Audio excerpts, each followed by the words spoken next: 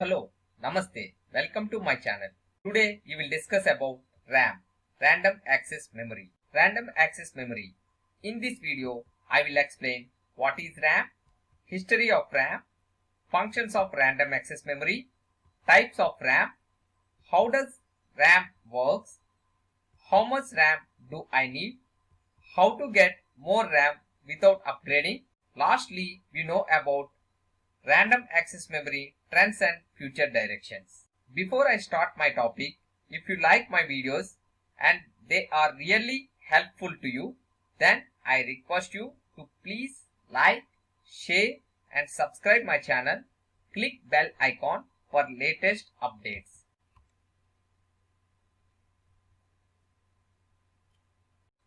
What is RAM? RAM is a hardware part of a computing device. Each and every computing device has RAM in it, whether they are desktop computers, laptops, mobiles, or special purpose computers like smart TV and etc. RAM is a super fast temporary data storage space that a computer needs to access right now or in next few moments.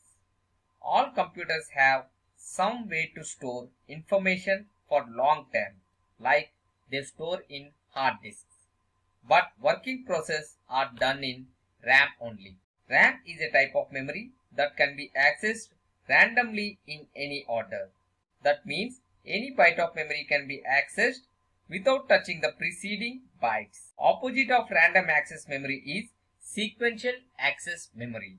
I will explain what is sequential access and what is random access with an example. Imagine that you have a book in your hand without an index. You want to read chapter 7 in that book. You can search or go to chapter 7 by turning pages one after the other in a sequence. This is called sequential access. The person in this picture is sequentially accessing one page after another page. It will take some or more time to read chapter 7 in that book. Otherwise, you can turn pages randomly from first to last and meet to search or reach chapter 7.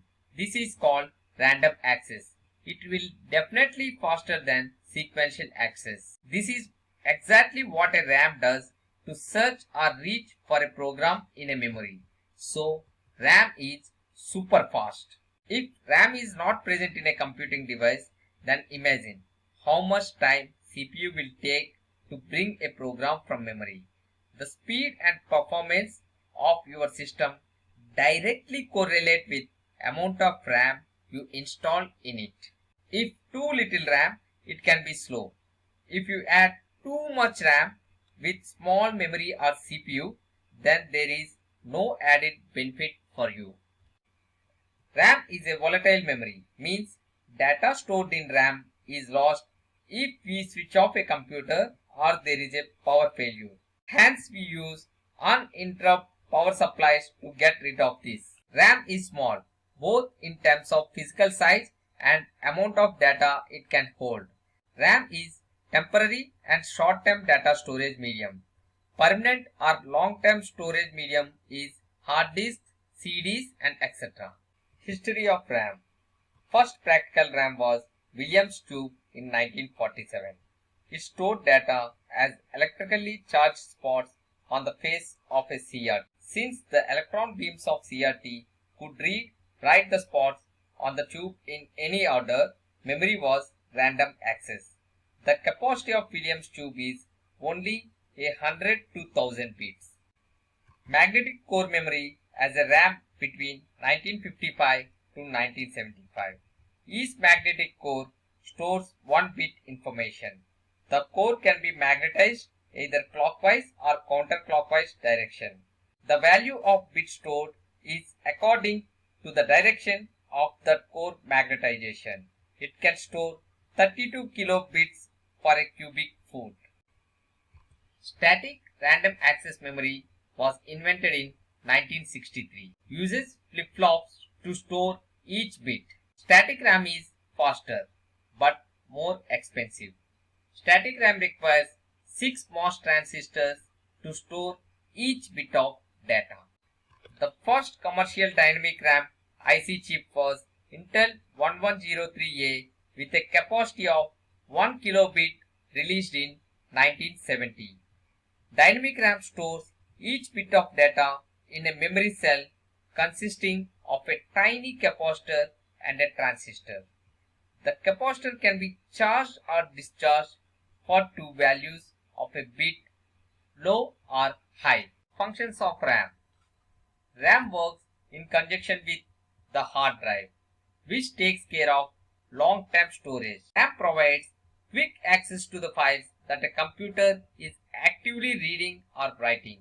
Programs stored in RAM erased when you reboot the computer or another program needs the space of its own use. Computer stores files in RAM. First reads files from the memory. After, it stores files on RAM so that files can be loaded very quickly for subsequent uses. RAM also stores the data files that are actively used by CPU, so the programs can work with improving speed and responsiveness. Now we will study about types of RAM. Integrated RAM chips are available in two forms, static RAMs and dynamic RAMs. Static RAM memories are used to build cache memories. What is the cache memory? We will discuss later in this video. The figure shows a binary cell diagram of a static RAM. 6 MOSFETs are used to form a binary cell to store a single bit of data. The binary cell is selected by CPU through address decoder. Once the binary cell is selected, CPU reads or writes in the binary cell through read-write circuit. This figure shows a binary cell that can store a single bit of data of a dynamic RAM. Only one MOSFET and a capacitor is used to form a binary cell. Information stored in this binary cell is in the form of a charge on the capacitor, and this charge needs to be periodically recharged before the charge in the capacitor drops below some threshold value. For reading and writing in the binary cell, CPU first selects the binary cell through address decoder. After that, it reads or writes into the binary cell through read-write circuit.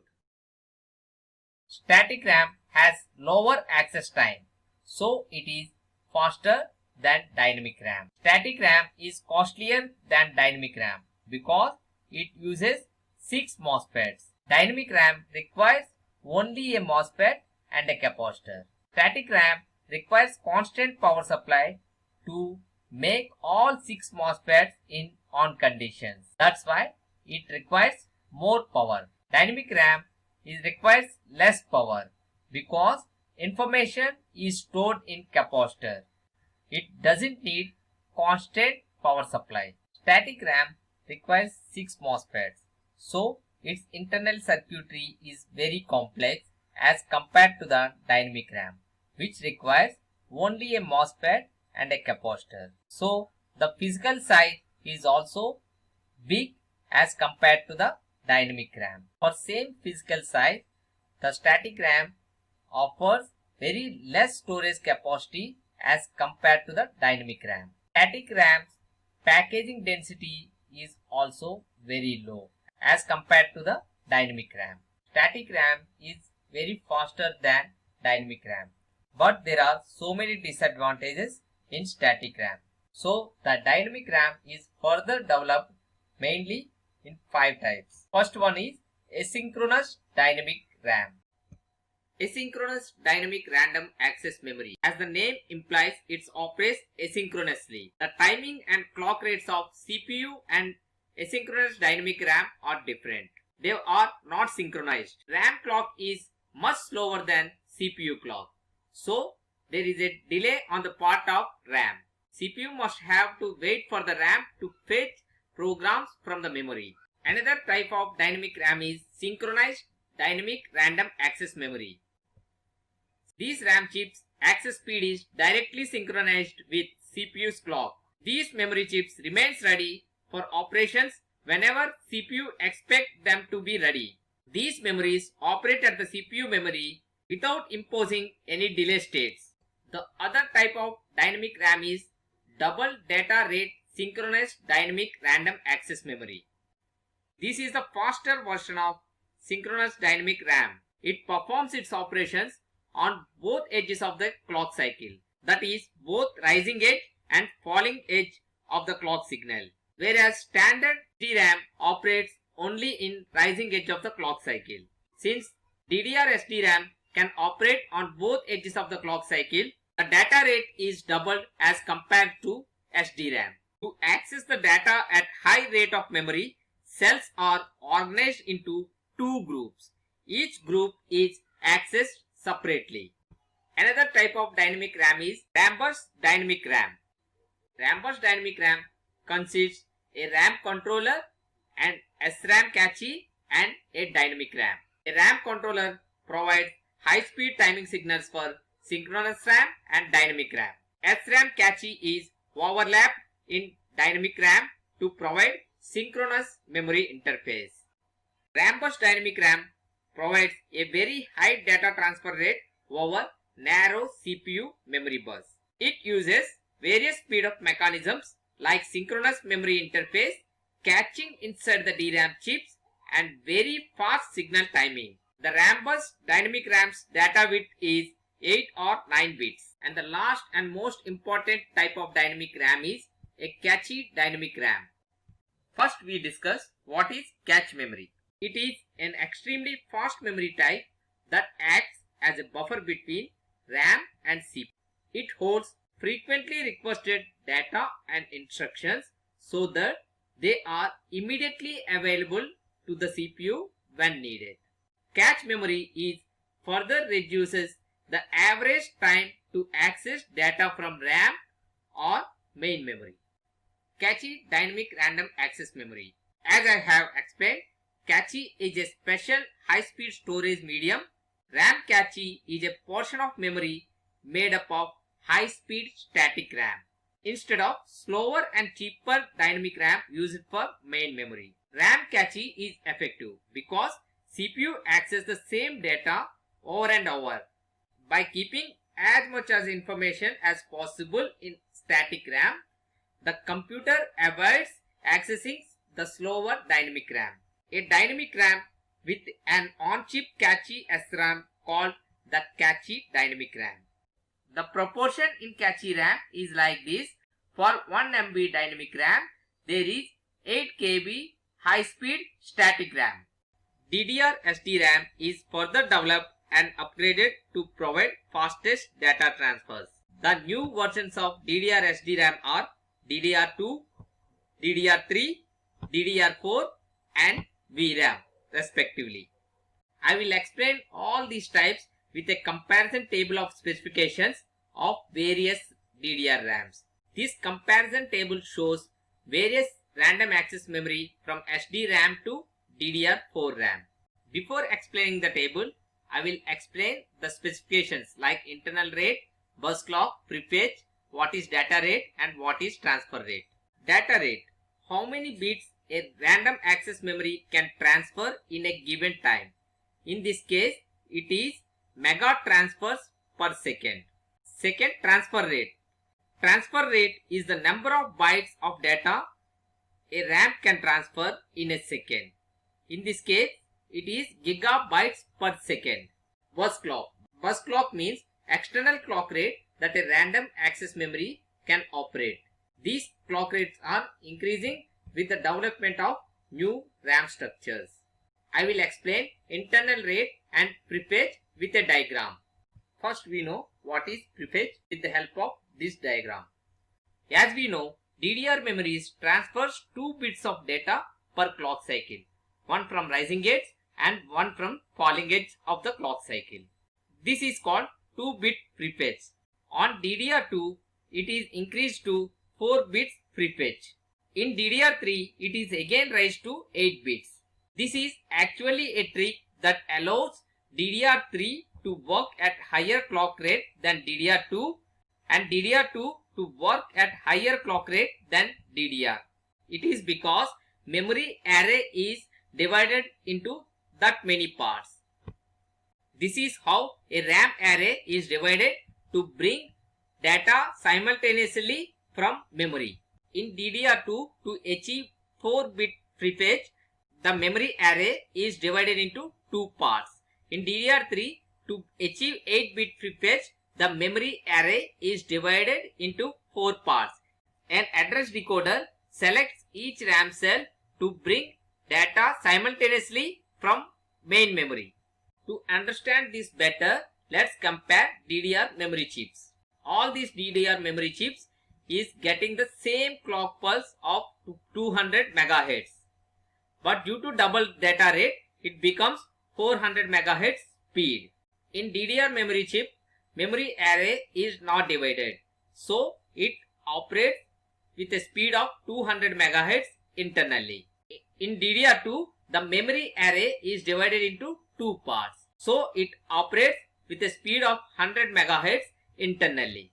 In DDR3, the memory array is further divided into 4 parts. So, it operates with a quarter speed of 50 MHz. This is the relationship between a RAM's internal speed and external clock rate and prefetch. Let's observe the comparison table now. All RAMs from SDRAM to DDR4 RAMs internal speed is approximately same, but their ability to operate at higher external clock is doubled for every newer version of RAMs. The prefetch is also doubled for every latest version of RAM. Means their memory array is divided into that many parts to bring more bits at a time from main memory per clock cycle. Their data rate mega transactions per second and their transfer rate gigabytes per second is also doubled for every latest version of RAM. This is because the prefetch is increased in newer version of RAMs. And there is one of the most important aspect is that power consumption is severely reducing from each latest version of random access memory. There is also a VRAM, Video Random Access Memory, which is placed on graphics cards used for loading graphical data such as games. Video RAM is even faster than normal RAMs.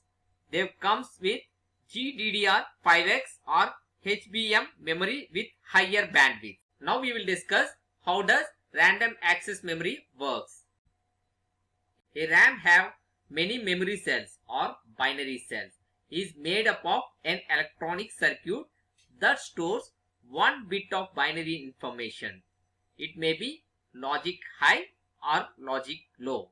The value in the binary cell can be accessed by read command. The value in binary cell can be changed by a write command. Means the value can be changed to 0 to 1 or 1 to 0. 1 bit is stored in one binary cell. 8 bits is equal to 1 byte. So, 8 binary cells are required to store a byte of program. Let's do some calculation for binary cells in a 1 GB RAM. 1 KB is equal to 1024 bytes into 8 bits. So 1 KB of memory required 8192 binary cells. 1 MB is equal to 1024 kilobytes. So 1 MB memory requires approximately 84 lakhs of binary cells. 1 GB is equal to 1024 MB. So 1 gigabyte of RAM have 860 crores of binary cells. Binary cells have flip-flops inside it to store 1 bit of data. This binary cell is based on RS flip-flop. The CPU first select the flip-flop from select command, then it will access the flip-flop through read and write commands. For example, if select command is high, then only memory operations can be performed in this binary cell. If the select command is low, then the contents in the binary cell is not used currently. The combination of many binary cells like this are used to make a memory. The figure shows a 4x2 RAM module. The binary cells were laid out 4 rows and 2 columns grid pattern, where each row and column of a grid represents one word. On the left side of this figure, there are 2 address bits The 2x4 decoder gives 4 output select signals to select particular row of binary cell. I will explain what is inside of an address decoder with a diagram. An address decoder is a binary decoder that has 2 or more inputs for address bits and 1 or more outputs for device selection signals. A and B is inputs of an address decoder. If A and B both are low, then first selection line will be selected. If A is high, B is low, then second selection line will be selected. And like this, third and fourth selection lines will be selected according to the changes in the input of address decoder. After selecting particular row of binary cells, the processor reads or writes in that binary cells from read or write command, which is directly connected to each and every binary cell. This is how binary cells in a RAM is placed. I have shown only 8 binary cells for easy understanding. I have explained earlier that 1 GB RAM have 860 crores of binary cells is arranged in a grid pattern to access each and every binary cell independently. Let's see how much random access memory do we need. The more RAM a computing device has, the faster it runs. Every open applications, including tabs in a web browser, consumes RAM. We have to know how much RAM do we need. Actually, it depends on the kind of work we do. How many things we do at once. Just imagine an office work table where you keep some files on the top of the table within your arm's reach so that you won't get any delay in doing your work. You will keep remaining things on the drawer to work it on later. The desk drawer is like your hard disk, and the table where you keep things for immediate access is your random access memory. Once upon a time, say 25 years ago, when common hardware is based on Pentium CPUs, you are rarely need 8 MB of RAM only, 32 MB of RAM for very serious geeks. But today, most of the lower end devices come with 4 GB RAM, while higher end machines have 16 GB or 32 GB of RAM. But how much do you really need and for what? Here are my recommendations. 4 GB of RAM. If you are only browsing on the web, working on basic office applications, maybe doing some personal photo editing, you will be fine with 4 GB of RAM. Heavy multitaskers or light gamers should choose a computer with 8 GB of RAM. Some tasks which require too much of computing, such as video editing, serious gamers and programmers need 16 GB of RAM who never want to experience slowdowns. 32 GB of RAM is useful for the persons who build workstations, serious gamers, engineers, professional AV editors. What should you look before buying a RAM? Gamers or other hardcore computer users such as programmers and multimedia editors should look at higher clocked memory with 4800 MHz.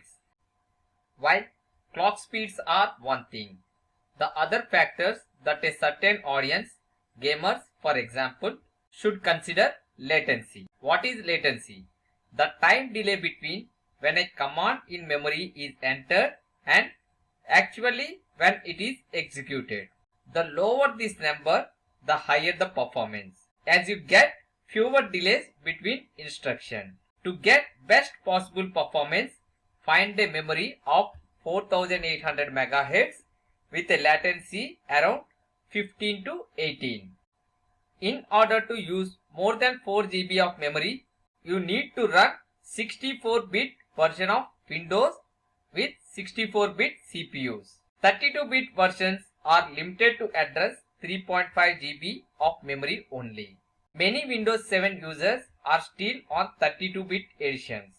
So if you want to use 4 GB of RAM or more, you will definitely need to jump to 64-bit. How to get more RAM without upgrading? If you are struggling with low PC performance, or your computer have 4 GB of RAM or less and you don't want to spend money on upgrades, the best way to improve your computer speed is to free up your available RAM. First one is close programs. If you don't need an open tab in Google Chrome, close it. You don't need to run dozens of applications at the same time. Only launch what you actually use. Then it will free up your RAM and your computer will not get slow. You regularly clear or delete all the wasteful files you have stored in your device. Uninstall all applications which you don't use.